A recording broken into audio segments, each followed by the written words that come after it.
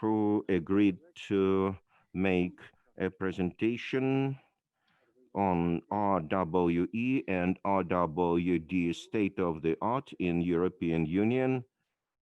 Andra Schill. She works at the Norwegian Medicine Agency. She is also the special advisor, lead methodologist in regulatory and pharmacoeconomics statistics, the unit discussing RWE and RWD. Thank you so much. The floor is yours. Thank you very much. I just want to confirm that you can see my slides.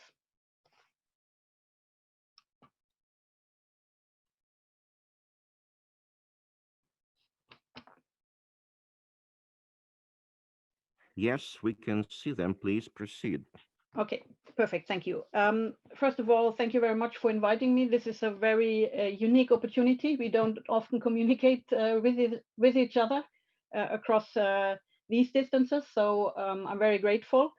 And I need to explain that the Norwegian Medicines Agency is a bit of an outlier in the European system because we actually have drug approval and reimbursement under the same roof, meaning that I work for both of these decision makers. And I will present you a slightly mixed perspective on the current space as we see it in Europe. As already mentioned earlier, under the Obama legislation in 2017, the 21st Century Cures Act was established. And in contrast to us, this means that the FDA actually has a legal obligation to work towards the use of real-world evidence. The European regulators probably focus a little bit less on the wish to use rather this data, but rather on the can and for what purpose at the moment. So who's in the play? Well, there are a number of commercial players. We heard from Luc de Keyser, who's representing a European company, but probably most prominently at the moment is obviously because the US is a bit ahead of us, are the Flatiron and the Foundation Medicines companies that offer services for the use of real-world evidence. And we also see that with the upcoming personalized medicines, the proposal has been made for a European hub for genome sequencing facilities. Non-commercial or government-driven initiatives are there numerous. The oldest and first one, I think, is the Sentinel initiative, which is driven by the FDA. And since it's US, I don't want to talk about this. But I want to talk about the EMA Big Data initiative, which will rather soon start the Darwin EU infrastructure. And I'll talk about this in a bit more of detail. I want to mention the EDEN platform, which builds on the observational health data sciences in informatics, or the Odyssey Collaborative, and uses OMOP standards, which you should have maybe noticed also in Luc de Keyser's presentation. I'll give you a short explanation of the UNITA Work Package 5B post-launch evidence generation plans. And I want to talk a little bit about some of the IMI, the Innovative Medicines Initiative programs that have been going on under the Joint Action 2 mainly. I would say that we can distinguish between acceptable uses, which we call the low-hanging fruit, where the use of real-world evidence has probably been established for a long time, which includes stuff like budget estimates, the patient population size estimations, patient characteristics, comparator and standard of care analysis, treatment practice versus guidelines can be analyzed in this way. We can learn a lot about the natural disease course, and we can also improve study design, make them more efficient, explain better the scopes of the studies we want to do, and whether we are looking at the right data source to actually do these studies. There are also a bit more challenging possibilities in the use of real-world evidence. One can validate modeling, which is mainly a thing that is driven by cost utility analysis, HDAs. Not all HDAs in Europe are willing to accept modeling, but for those that do, these sources can be quite important in determining what kind of assumptions are acceptable in health economic modeling. It can have impact of you can analyze the impact of approvals on the general practice. So you can see shifts in prescription and treatment algorithms, and you can see shifts in also populations, because if you want to use control populations from a database, you have to accept that the actual nature of these populations are changing every time a new drug is launched. You can arguably use it as evidence at re-evaluation that needs to be agreed on, usually with HDAs. And you can inform and enable advanced payment models to some degree. And here the HDA landscape is probably very known to be very heterogeneous anyhow, but also in their willingness to engage into advanced payment models, there are huge differences between the different European member states. And then there is what we would call the Holy Grail. And you can call it whatever you want, the synthetic control arm or the enhanced control arm or the historical control arm, whatever you name it. The idea is to remove the randomized control arm in RCTs and replace them with alternative evidence derived from a not concurrent comparison. And there are many ways to do it. There are many suggestions, and very few of them have until now been considered acceptable by most stakeholders, I must say. So this is just a summary in a figure, and the complexity and the problems are decreasing by number. So number 4 is where we have the fewest problems and the most experience as regulators and HDAs. So safety assessment has been around for decades by now and is well established, while the primary approval on historical controls, as said, is a very critical issue, and at the moment under heavy debate, because it seems that the opinion is that the US regulators are far more lenient, but as I explained in the beginning, they have to be lenient. The European regulators are more conservative, I would say, because they want to mostly work towards better quality, better robustness of these data, and better robustness of these evaluations and evidence generation before they want to fully embrace it. The European Commission has actually established the European Health Data Space, and they have put away a lot of money, and they have also already identified the areas where real-world evidence is already used today by both the stakeholder groups.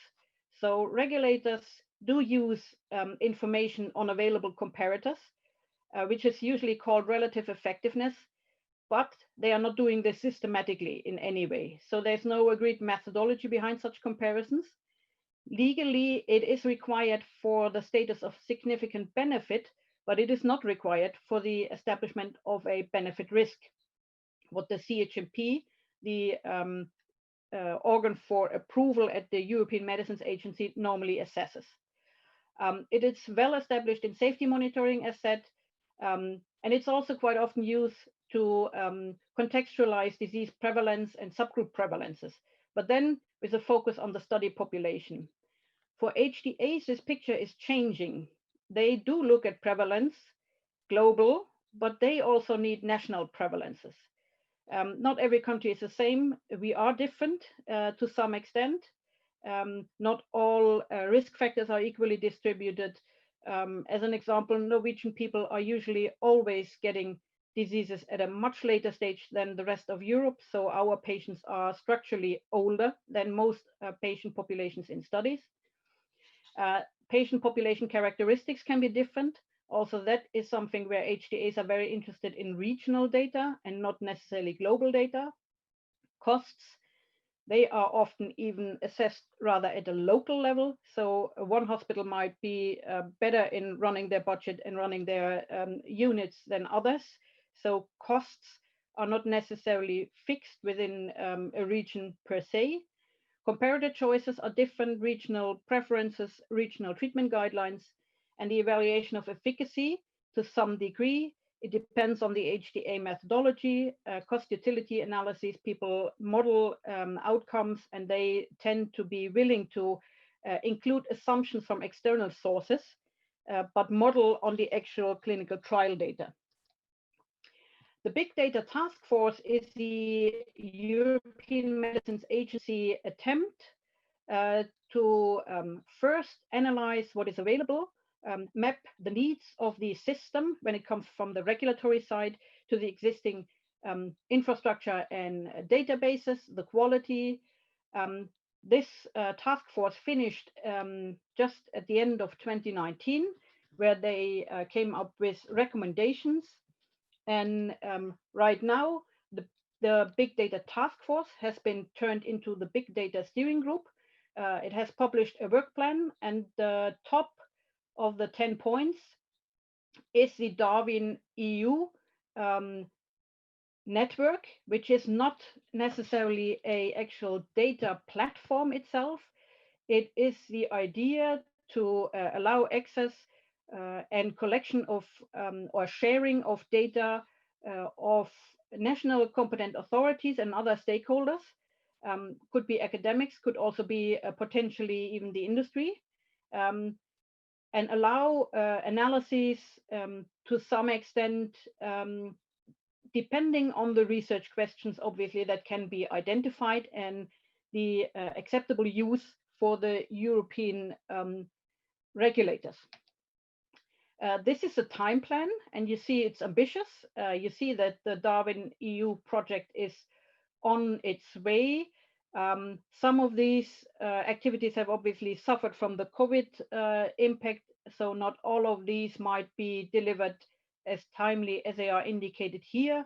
But I would highlight that there are numerous workshops, and many of them are public workshops. So if people are interested, I would really strongly suggest that you on occasion consult the EMA website and maybe participate in one of these workshops, because we want to have as much input from experts as possible and not necessarily have a too narrow scope.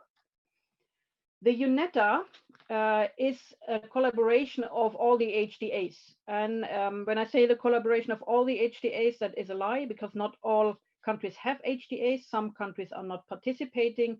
The HDAs are a very heterogeneous group. That's why it's very difficult to get unified opinions.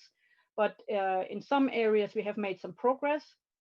One of these progresses was an agreement that there was going to be a post-launch evidence generation pilot, where some of the existing databases have been investigated for their ability to be used for the specific HDA tools or requests that we need for post-launch evidence generation, which would then enable the famously called managed entry agreements, for example, and how fit these databases are.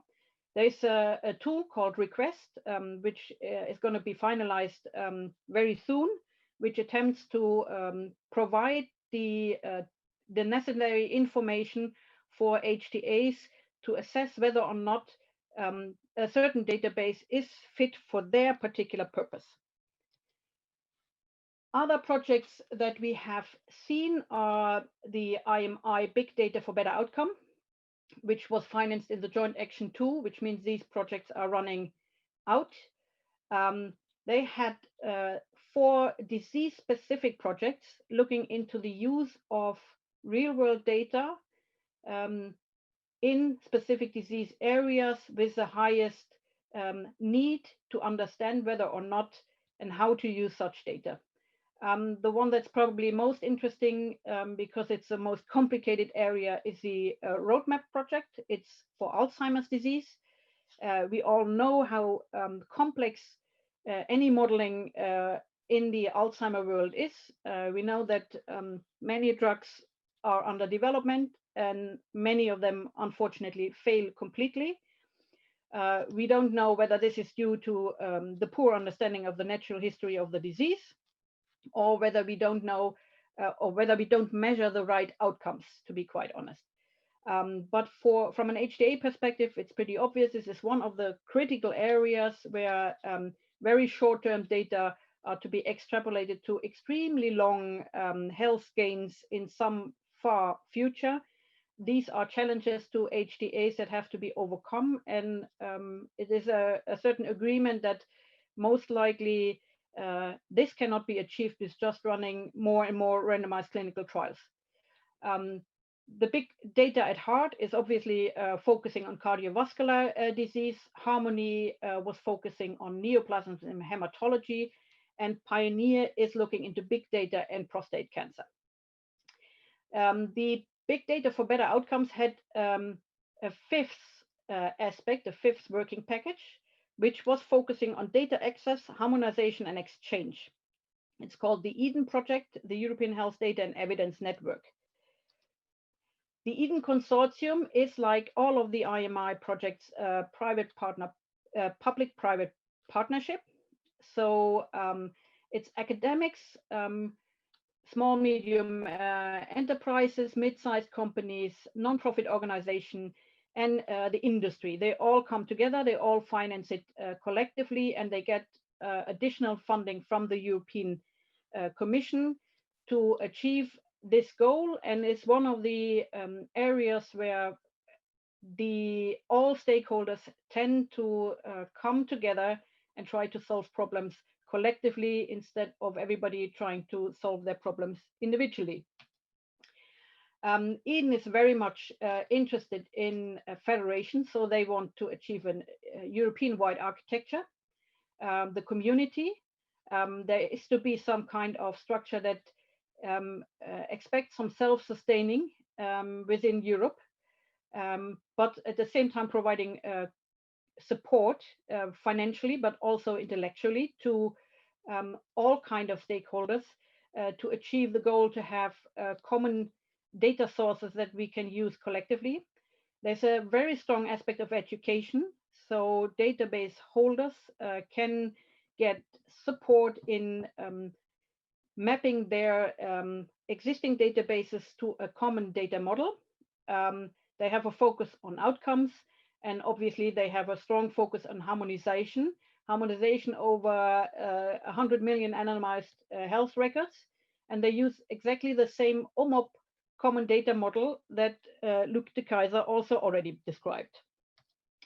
The difference here is that all databases are to be mapped to the common data standard. And for those that were asking, yes, it includes also biobanks, for example. Then the individual patient data are never shared with anybody, but analyses are shared across the EDEN platform, meaning that many different stakeholders, academia, developers, HTAs, on the right-hand side, can run individual analyses on these data sets, addressing their particular needs, their particular questions. And EDEN has made fast progress, not because EDEN is such a brilliant program, but because they have been, as they call it, hit the ground running. There are many pre-existing projects that have been either identified, financed by the European Union or by academics themselves or by the industry that given together, so everything at the bottom of this slide are different initiatives that given together allow EDEN to progress very fast towards the goal they're having. They live on the findable, accessible, interoperable, reusable, the FAIR principle. And there is a aspect that has been discussed by others already, the privacy protection. So the GDPR problem that we are having, which is a major factor in the European system. Here, the idea is that the data remains under the control of the data owner at all times. So whatever the local required legal and ethical rules are, they can be complied with. No patient data level leaves the owner's side, never. And therefore, there is privacy by design in this approach. So only the analysis are brought to the data instead of the data being brought to the analysis. And the use of the common data model is obviously very crucial to achieve this goal. The IMI Get Real is another IMI project. It was part of the Big Data for Better Outcomes. And this project was actually trying to focus less on the quality itself, or less on the quality and design of studies. It has a very strong focus on providing tools that allow the outside experts to actually assess themselves. So it enables users rather than does it for them, whether data quality is sufficient and whether databases can actually answer the question they want answers on. You all are probably familiar with the Horizon 2020 projects because ISPO itself has a task force on real world evidence. You were part in some of the other projects like the COMET, the Impact HTA, and the Pecunia. They all highly highlight the need for appropriate methodology assessment, appropriate infrastructure, appropriate understanding of the actual data qualities we are having. They all try to already address the issues with privacy protection. And out of these projects, hopefully Horizon 2025 will offer new opportunities. And given the experience with the Eden project, I think it's very important that we start building on what we already have achieved instead of starting all over again, because that is an unfortunate tendency of many of these projects, that once the financing is run out, they are no longer maintained, knowledge is lost, and we are not really making the progress that we want to do. But in the end, what is really the most important aspect of all these activities is that enabling the user to actually make the decision at the very start, whether the plan and the scope and the question they want to answer, their scientific question, is actually really best answered by using real world evidence, instead of what we often hear, reverse the process, starting by wanting to use real world evidence, and then finding out that maybe the question you want an answer on isn't really answered by that particular approach. And similarly, it should be very clear, RCTs are not the magic bullet. There are questions that cannot be answered by RCTs. Ergo, the logical conclusion must be that you then have to explore alternative study designs and alternative sources of evidence. But this should be really the driving force, not the absolute wish to use real world evidence. If you have any questions, thank you very much. This was it from my side.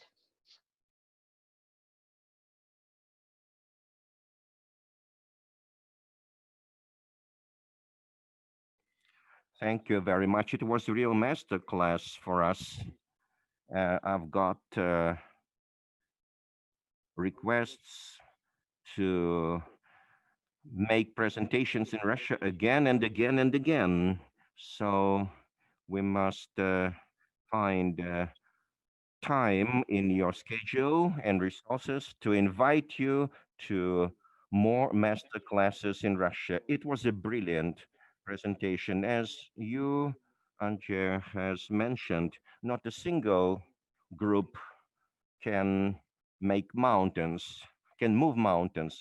You should not start from scratch. Of course, when we're talking about RWD, RWE, all those initiatives you've mentioned